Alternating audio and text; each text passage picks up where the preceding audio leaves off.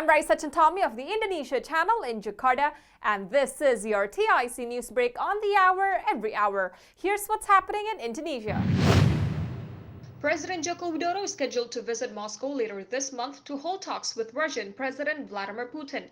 This year's meetings of the group of 20 major economies have been overshadowed by the war in Ukraine, with Indonesia struggling to keep the group united as some Western countries threaten to boycott the summit and push for Russia's exclusion.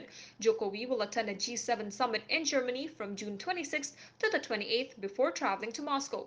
Indonesia in April announced that Ukrainian President Volodymyr Zelensky would also be invited to the G20 Leader Summit in Bali in November. US President Joe Biden, Canadian President Justin Trudeau, and British Prime Minister Boris Johnson are among leaders that have expressed opposition to the Russian leader joining.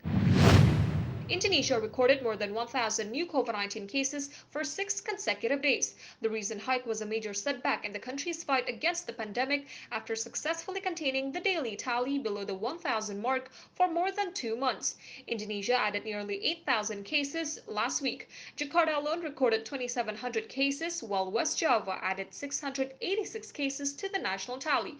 The weekly death toll also rose sharply to 44 from 28 in the previous week. The country recorded a total of 6.07 million COVID-19 cases and nearly 157,000 deaths since the pandemic began in early 2020.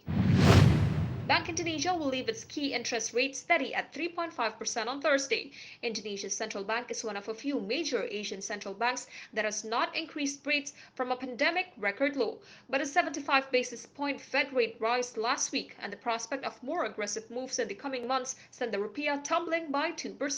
The rupiah fell nearly 4% this year, raising concerns about imported inflation in the country. In the financial markets, here's how stocks and currency opened in Jakarta and around the region.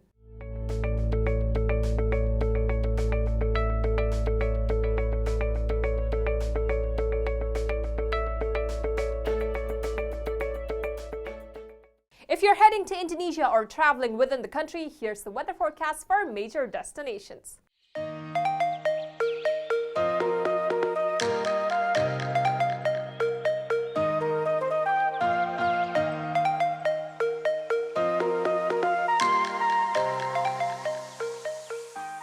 And that's what's happening in Indonesia. I'm Raisa Chantami with your TIC News Break.